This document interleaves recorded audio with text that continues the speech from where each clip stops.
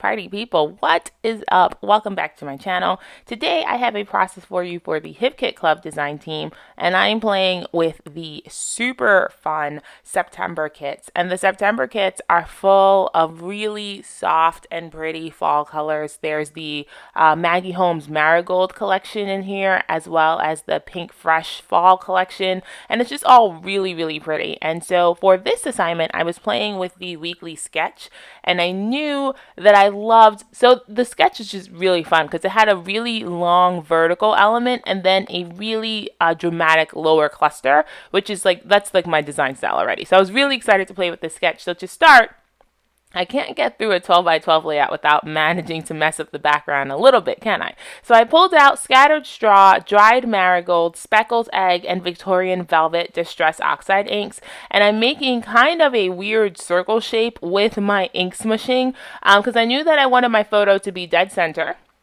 in the middle of this smushing shape, and I kind of wanted the inks to kind of pop out from the outside. And you'll see by the time I get to the final layout, there isn't much of the Distress Oxides visible anyway, but you do see it kind of popping out from the photo and from the cluster, and it's just a way of breaking up the stark white of a background. I don't work on pattern paper very often, as far as the base for my 12 by 12. So if I can take something like Distress Oxide and jazz up the background and break up the white, that is typically why I do it. So now we are working on building my cluster. So I started by ripping some strips from the pattern paper in the main kit. I am using the main kit and the embellishment kit for the project today, but this is definitely something you could have done just using the main kit. So I pulled out 3 papers because I ended up using the front and the back side of one of the papers. So I pulled out 3 papers, and I'm just using my T-square to rip it versus using my paper trimmer because I wanted to distress the edge anyway, so there's just no reason for me to fuss with my paper trimmer.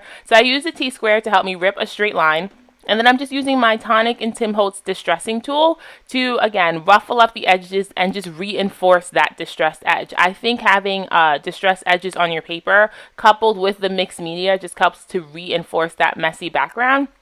And then for the sketch, like I said, there was a really long vertical line coming down the right side of the page, and then the cluster was kind of concentrated to the lower right side of the 12 by 12. So I'm creating kind of a layered paper look. So I'm stacking my papers, and then I just use my ATG to stick them down. And then I go in with my fingers and again just kind of ruffle up the edges a little bit, just reinforcing that messy nature of the page. Now you'll notice that each of my paper layers interact with the edges of my 12 by 12 layout.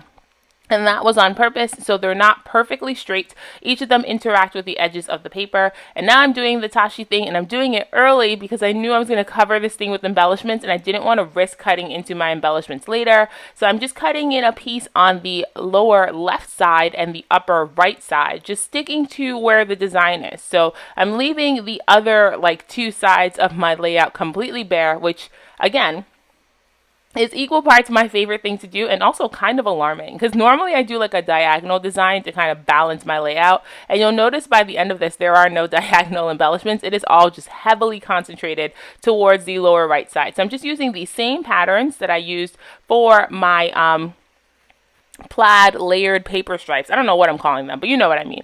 And I'm sticking them to the back side of my paper so that when you flip the paper through those ripped edges, that pattern comes through. And again, just repeating the same patterns on the paper. So there's no adding anything, nothing that's going to take away from the design, but it just adds a little bit of interest. And now I'm matting my photo on that black and white heart paper. And I probably should tell you that this photo is of my little sister, not my little sister. Well, technically my little sister. It's my brother and his girlfriend. I'm all tongue-tied today, but it's my little brother and his girlfriend, and I had someone tell me, they were like, we didn't know you had a little brother, we never see photos of him. Well, get ready, because there's just going to be a bunch of pictures of him coming forward in all my layouts. But yeah, it's my little brother and his girlfriend over the summer, and it's one of my favorite pictures of them, and it was just perfect. The colors in this photo, even though it's a summer photo and I'm working with a fall collection, the colors in this photo were just perfect for the products that I had. It's really soft and gauzy, and they're wearing blue, and there's yellow. It's just a perfect picture. And I didn't make it black and white because I was really worried that if I made it black and white, I would lose how fun the picture is. So I've been saving this particular photo for a collection just like this, and it worked out perfectly. So now I'm pulling out the die cuts. These are from Pink Fresh. And these did come in the main kit. I haven't used anything that was not in the main kit just yet. I mean, obviously besides my mixed media supplies, but if you are a 12 by 12 scrapbooker, I imagine you'll end up with a hoard of mixed media supplies someday. But I pulled out all the embellishments, and this is what I do when I start a layout. I just start and I pull out all the things that I think I'm going to want. So those frames are from the Pink Fresh line. And I pulled out a purple frame, which I never use purple, which is why I was so excited that there was so much purple in this collection, because I never use purple. And it was a frame with a little bit of stitching on it, so it already had that detail that I didn't have to do myself. And so I tucked the photo right in the frame because there's a little sentiment on it that says "Get Cozy." So I tucked the photo in the frame so that the sentiment was on top of the picture. And now I'm just working on building my cluster. So I pulled out, this is what I do every time I have a new ephemera pack. I pull out everything that I think I might want to use and I put it on my layout. That way, if I want to use it, it's on the layout and I don't have to go looking for it. And the things that I don't think I'm going to use, I'm not rifling through it as I'm building my cluster. And so here I am literally just spreading out across the page. I'm sticking things in.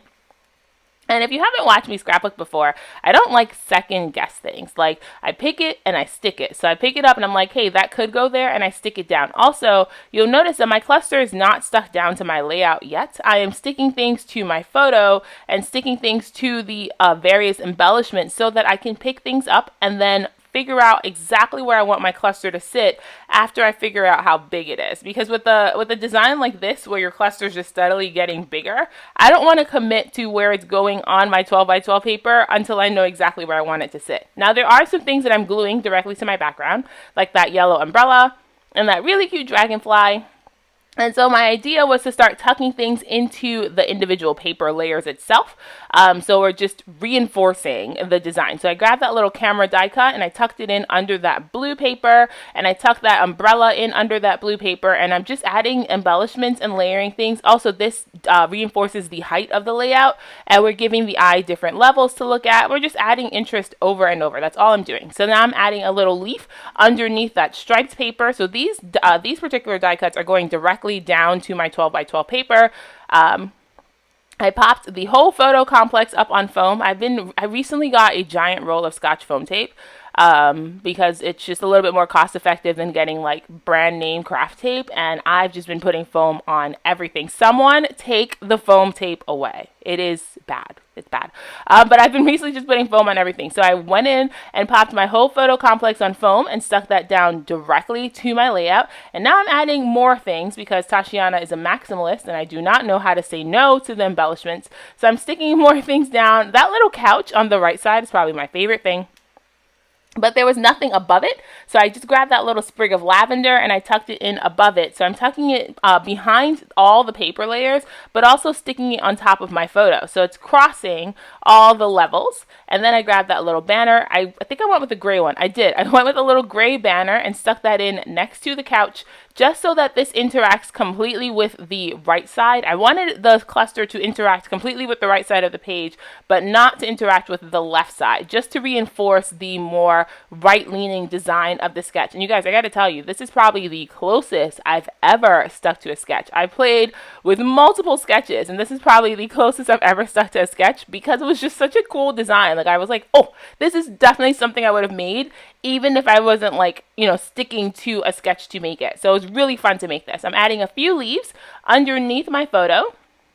And then I was like, you know what this layout needs? More texture. So in the embellishment kit, there were these really fun wood veneer from Jen Hatfield. And this is why I love the hip kits, you guys, because they take multiple manufacturers and they manage to make kits that feel really cohesive. So right now on my page, there's stuff from Maggie Holmes, stuff from Pink Fresh, stuff from Jen Hatfield, and I've managed to add some distress oxides, and it all looks like it was supposed to be this way. So now in the embellishment kit, there were also these gold puffy, like it's like a puffy a puffy title sheet in the gold. So I added my title, which was lovely, and keeping it really easy and basic with the title. And then I was like, I wanted to put some more of those gold leaf stickers, but that one didn't work, so I swapped it out And you guys, if you pick something up and it doesn't work, don't be afraid to put it back. So I swapped it out for something else and I added a few leaves, and that completes this layout. So I hope you enjoyed hanging out with me, you guys.